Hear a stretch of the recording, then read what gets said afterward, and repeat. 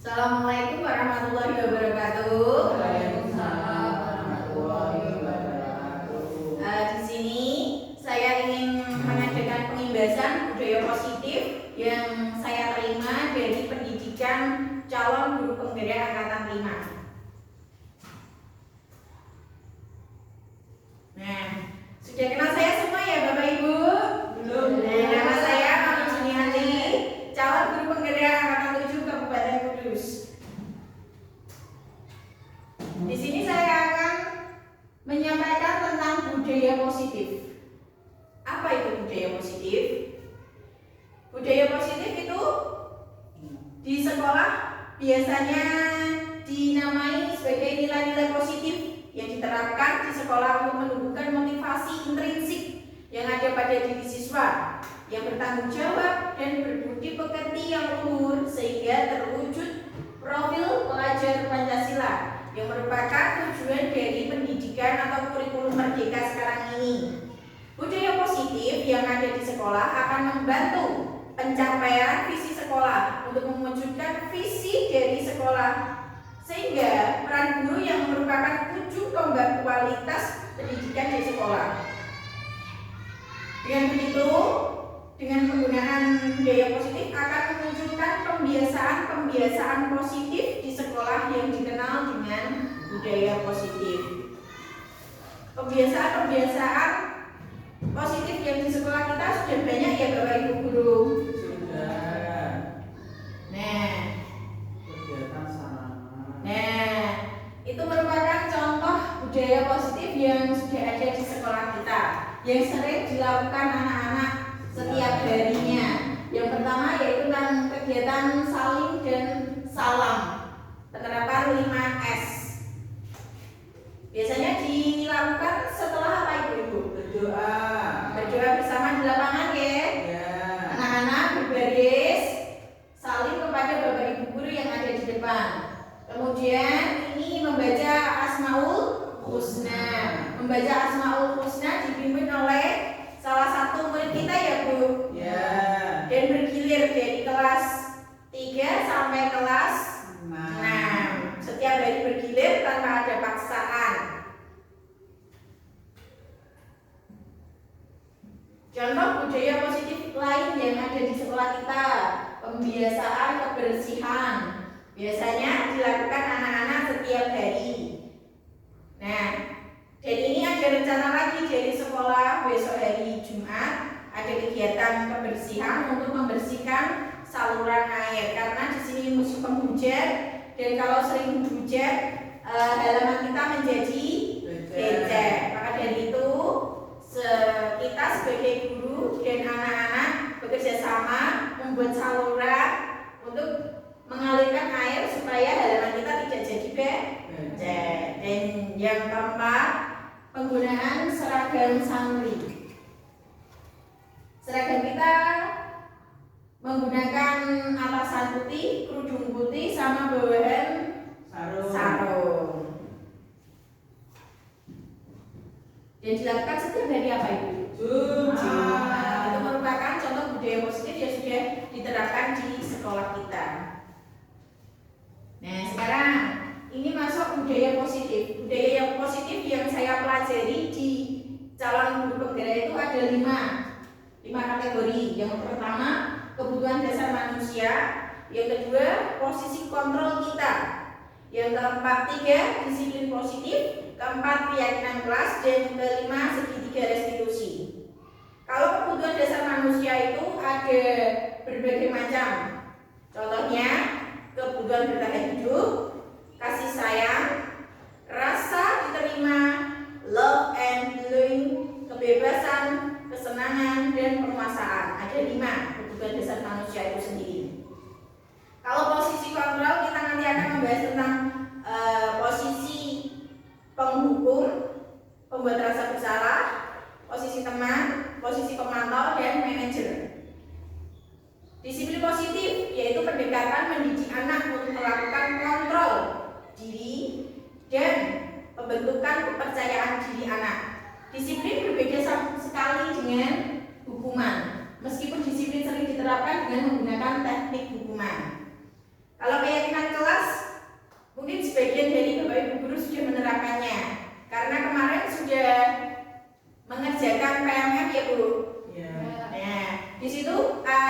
materi tentang budaya positif penggunaan keyakinan kelas. Keyakinan kelas merupakan kebijakan universal yang disepakati bersama untuk tercapainya lingkungan yang positif. Dan yang terakhir tentang segitiga restitusi. Segitiga restitusi itu merupakan kondisi bagi murid untuk memperbaiki kesalahannya. Misalnya, murid melakukan kesalahan, kita melakukan treatment menggunakan segitiga restitusi dengan tahapan menstabilkan identitas, validasi tindakan yang salah, dan menanyakan keyakinan. Supaya anak-anak bisa mengetahui kesalahannya dan memperbaiki kesalahannya. Nah, ini tadi disiplin positif jadi nilai-nilai kebajikan universal. Ketika mendengar kata disiplin, yang terbayang di benak Anda apa saja? Disiplin. Biasanya disiplin kalau mendengar kata disiplin. Tepat waktu. Terus apa lagi? Tanggung jawab. Tapi yang sering kita terlintas di pikiran kita kalau ada kata-kata disiplin pasti peraturan sama hukuman ya. Kalau tidak menaati peraturan pasti akan mendapatkan hukuman. Nah, disiplin itu di dalamnya terdapat hukuman, ketidaknyamanan, kepatuhan, perintah, tata tertib, dan peraturan-peraturan.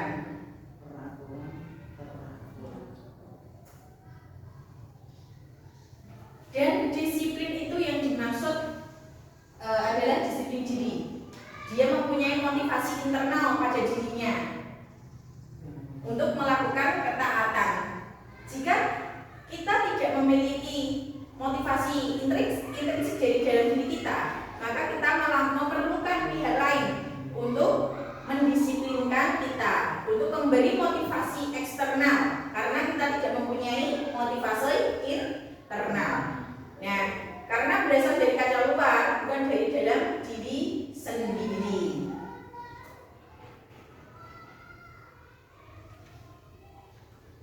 Disiplin diri ini juga mempelajari tentang bagaimana cara kita mengontrol diri dan bagaimana menguasai diri untuk memilih tindakan yang mengacu pada nilai-nilai yang kita hargai agar tercapai tujuan mulia yang diinginkan.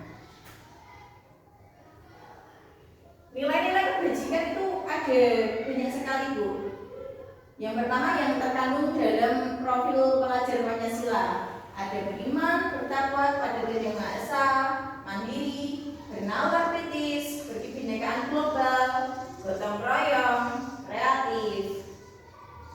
Itu yang akan diterapkan kepada anak-anak sebagai profil pelajar Pancasila. Dan sikap murid yang diinginkan biasanya itu dari toleransi, rasa hormat, integritas, mandiri, menghargai, antusias, empati, keingintahuan, kreativitas, kerjasama, percaya diri, dan komitmen. Biasanya sudah kita ajarkan kepada anak-anak ya, Bu, dari budaya positif, kebersihan bersama, saling gotong royong, kerjasama, sama itu pembacaan Asmaul Husna. Terus tadi 5S, kegiatan 5S itu sudah sedikit banyak mencerminkan nilai-nilai kebajikan.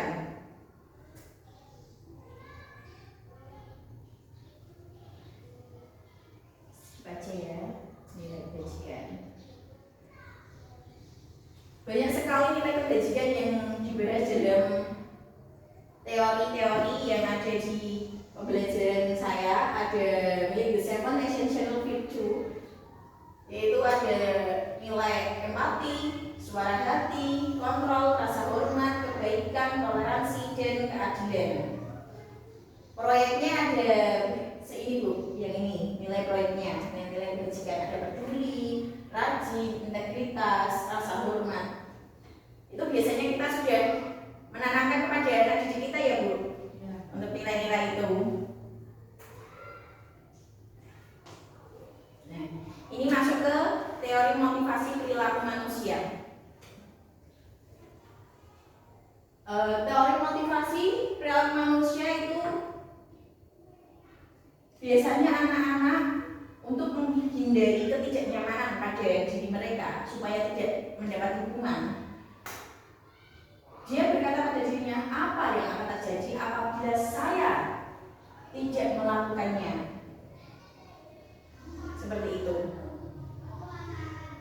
Motivasi eksternal juga bagi anak yang ingin mendapatkan imbalan dari orang lain, biasanya yang tertanam pada dirinya, apa yang akan saya dapatkan apabila saya melakukan itu, melakukan kedisiplinan itu.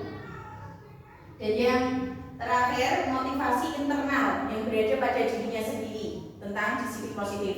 Saya akan menjadi orang yang seperti apa bila saya melakukan seperti itu.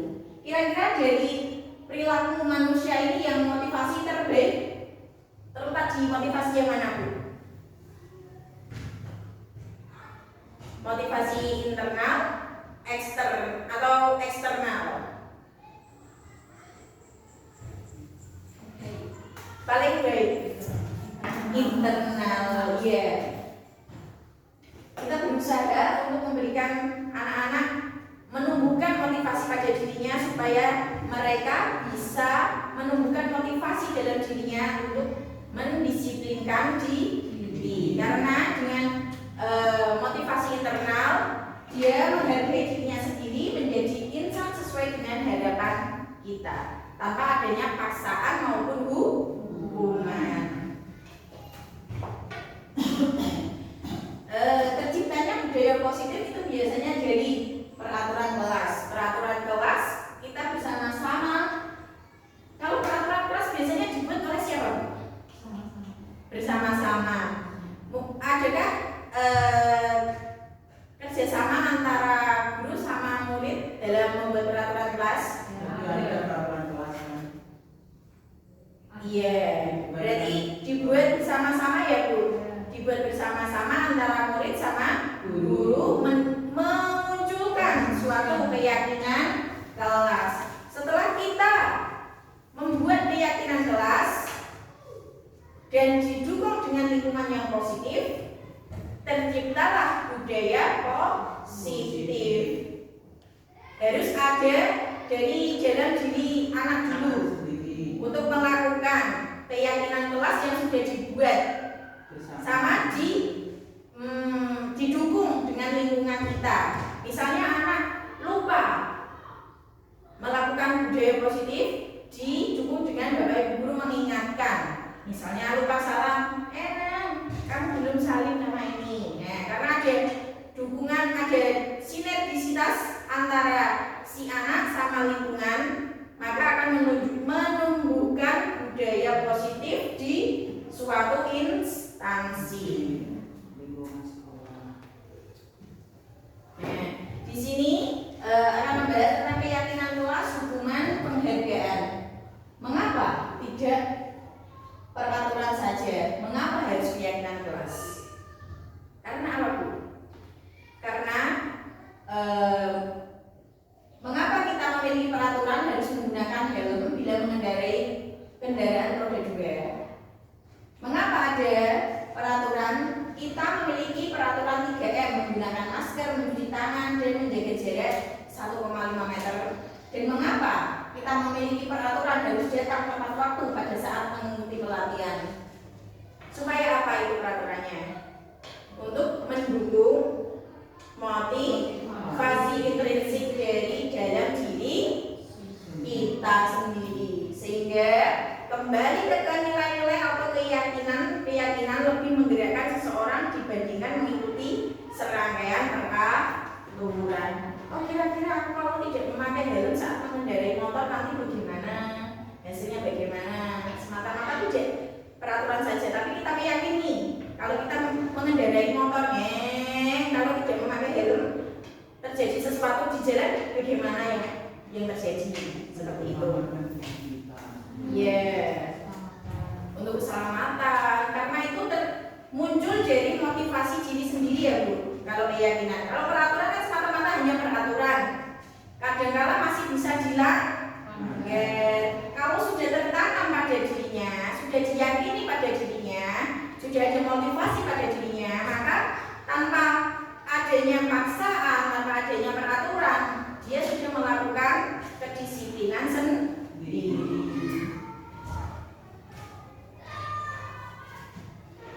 Keyakinan kelas lagi ya Bu.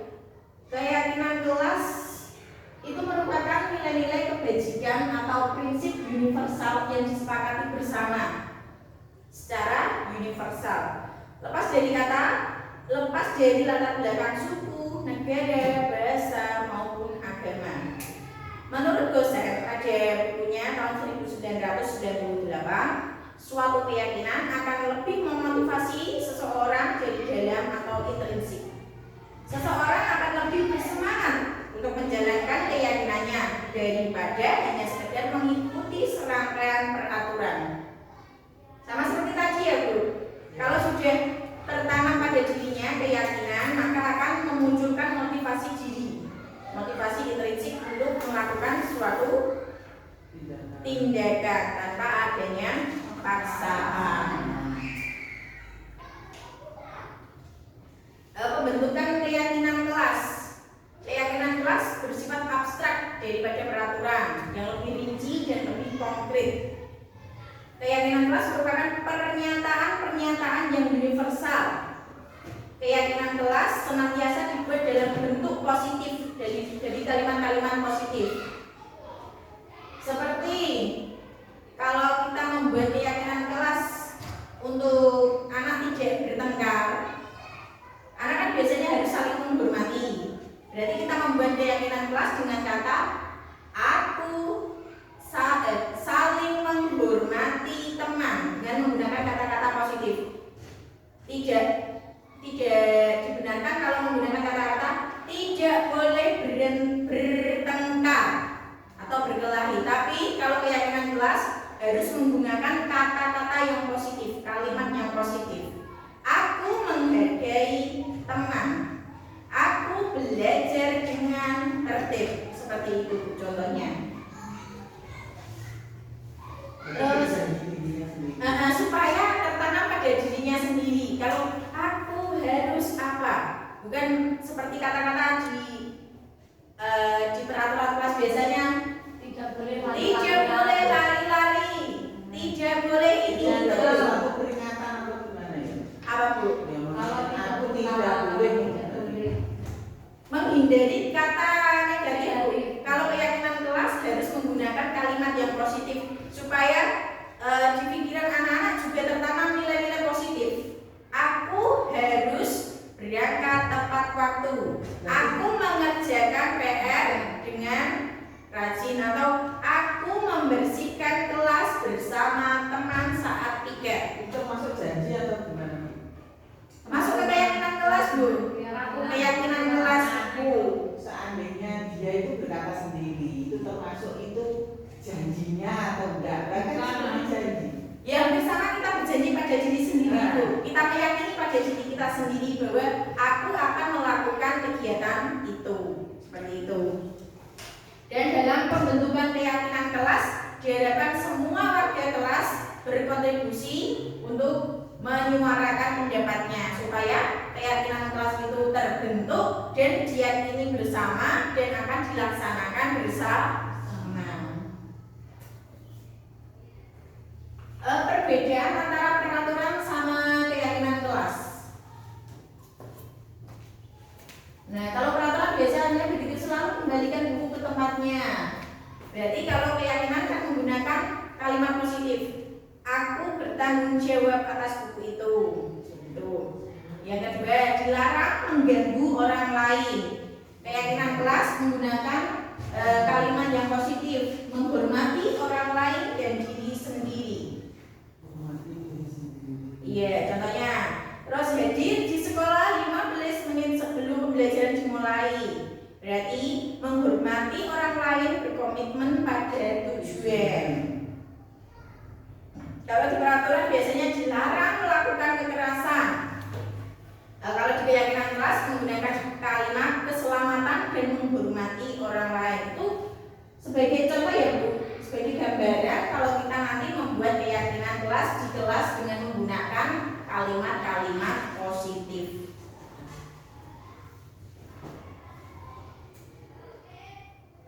Nah ini contoh penerapan keyakinan kelas di kelas saya kemarin. Yang pertama, saat proses pembuatan keyakinan kelas ada juga pendapat yang saya lakukan bersama semua warga kelas 1. Kemudian setelah tercapai keyakinan kelas itu, setelah mendapatkan keyakinan kelas, saya membuat desain keyakinan kelas, kemudian saya print out dan memasang keyakinan kelas bersama anak-anak. Mungkin di kelas Bapak Ibu guru yang lain bisa diterapkan seperti itu juga. Nah ini materi tentang didukung oleh penghargaan. Biasanya didukung oleh penghargaan anak-anak seperti ini contohnya.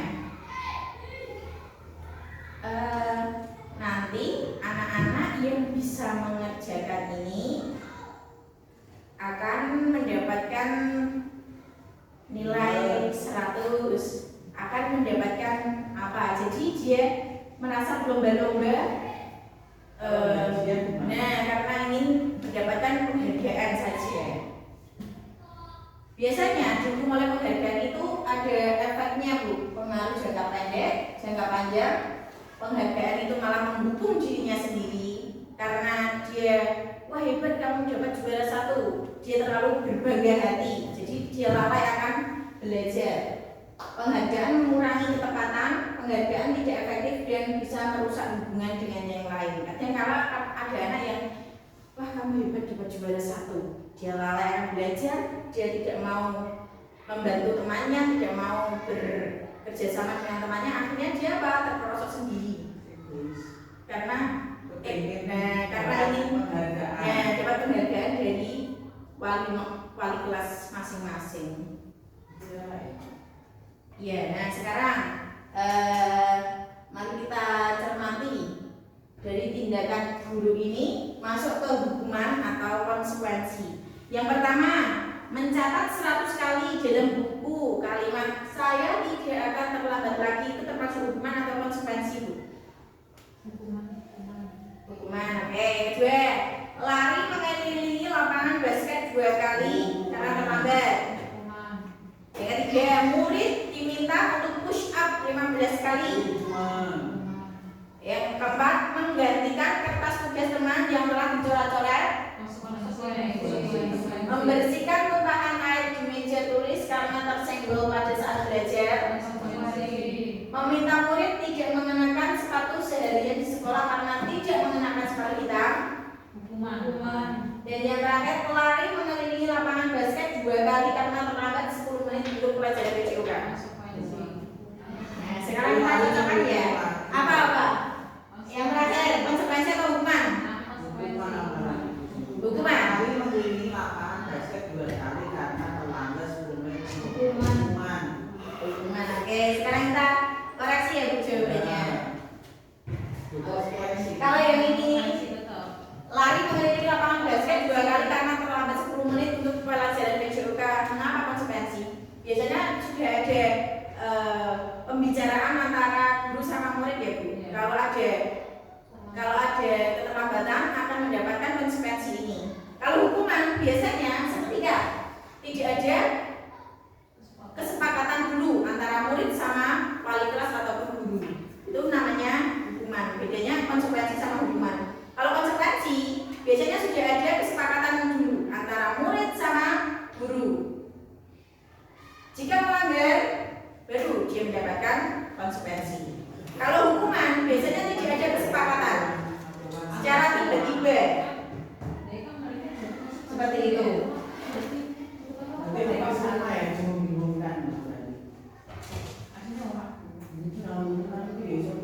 Nah ini tadi tentang kebutuhan dasar manusia yang kita bahas di awal tadi.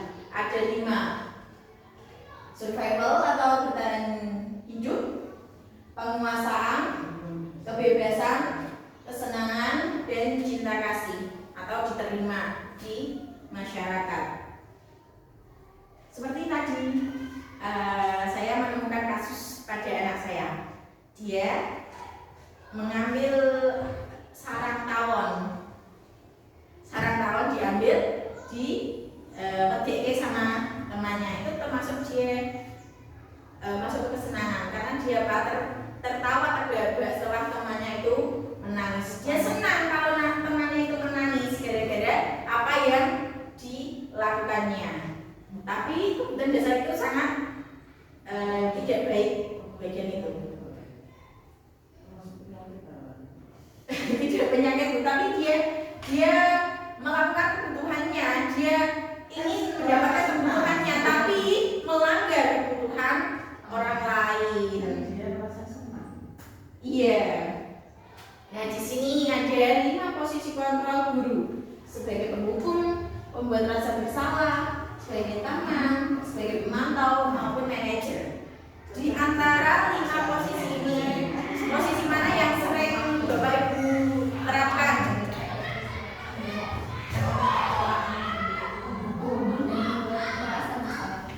Penghukum sama pembuat merasa bersalah ya? Pemantau. Besar nih? Ini posisi kontrol, 5 posisi kontrol yang sering digunakan.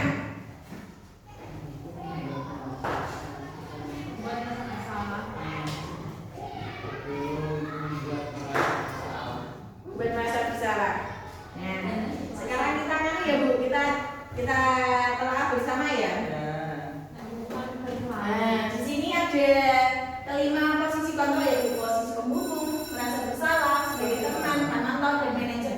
Tapi jadi kelima posisi ini yang paling baik diterapkan itu posisi manajer. Kalau penghukum biasanya nanti anak mempunyai rasa dendam. Hasilnya nanti biasanya bukan kamu itu loh bocah pembelin. Nah seperti itu. Anak nanti akan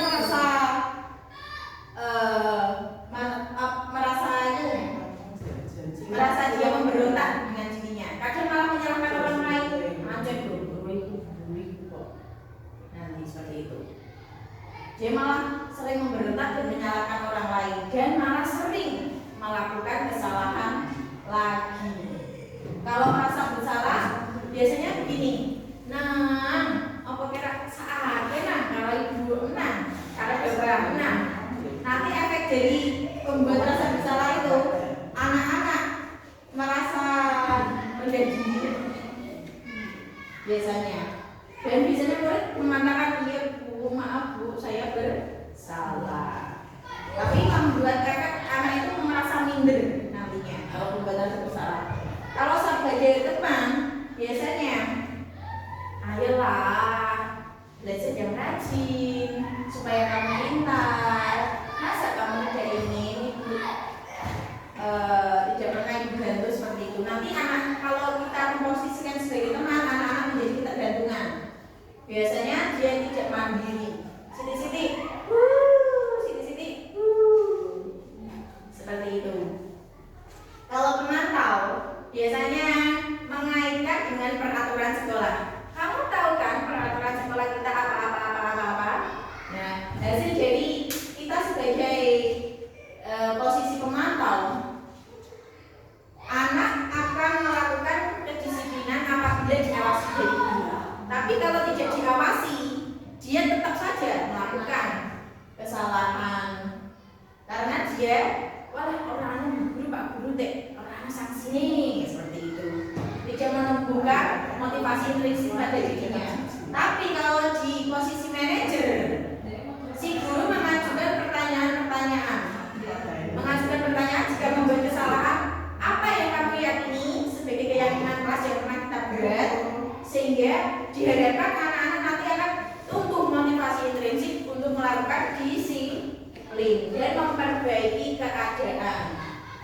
Dengan posisi itu, murid nanti akan mengevaluasi dirinya, bagaimana cara memperbaiki diri. Ini yang restitusi Bu. Restitusi itu merupakan proses menciptakan kondisi bagi murid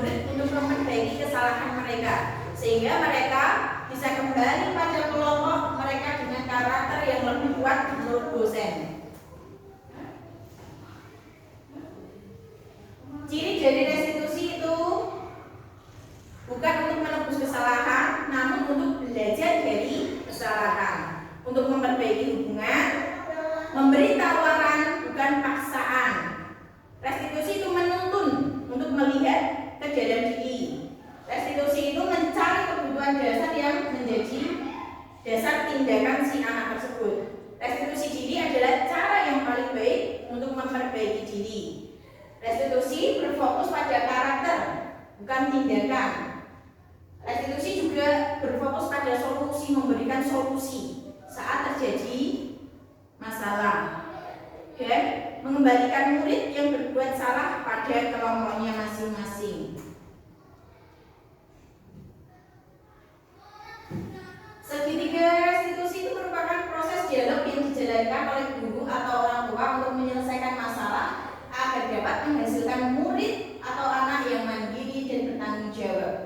Segitiga restitusi itu ada 3. Yang pertama,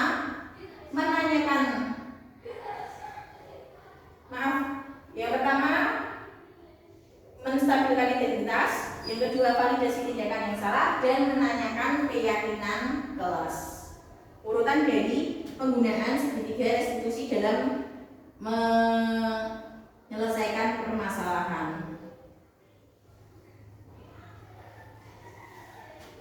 Yang pertama itu kan menstabilkan identitas. Biasanya kata-kata yang digunakan oleh guru itu setiap orang pasti pernah melakukan kesalahan. Kamu bukan satu-satunya yang pernah melakukan kesalahan ini. Untuk yang validasi tindakan, kamu tentu punya alasan mengapa kamu melakukan itu. Jadi anak tidak langsung dihukum, ditanya dulu kenapa kamu melakukan itu, alasannya apa.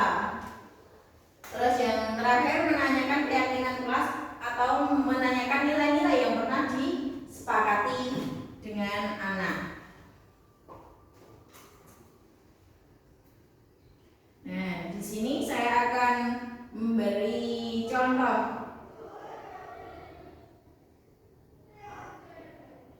Segitiga restitusi yang pernah saya terapkan pada anak didik.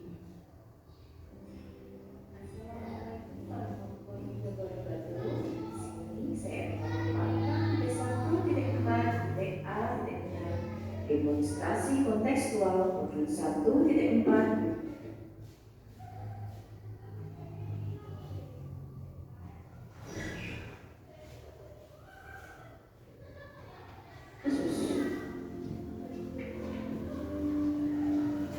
Restitusi merupakan proses memindahkan kondisi bagi murid untuk memperbaiki kesalahan mereka, sehingga mereka bisa kembali ke kelompok mereka dengan karakter yang lebih kuat. Tahapan restitusi meliputi 1. Menstabilkan identitas, 2. Validasi tindakan salah, 3. Menanyakan keyakinan.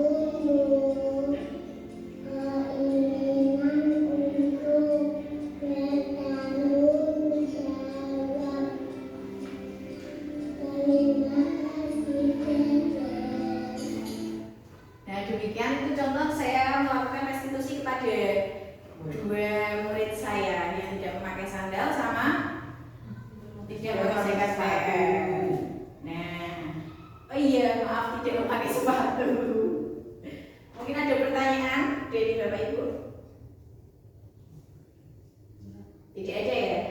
Oke, semoga diseminasi ini, pengimbasan ini bermanfaat bagi kita semua dan bisa menumbuhkan budaya positif di sekolah kita. Terima kasih atas waktunya, semoga bermanfaat. Wassalamualaikum warahmatullahi wabarakatuh. Waalaikumsalam.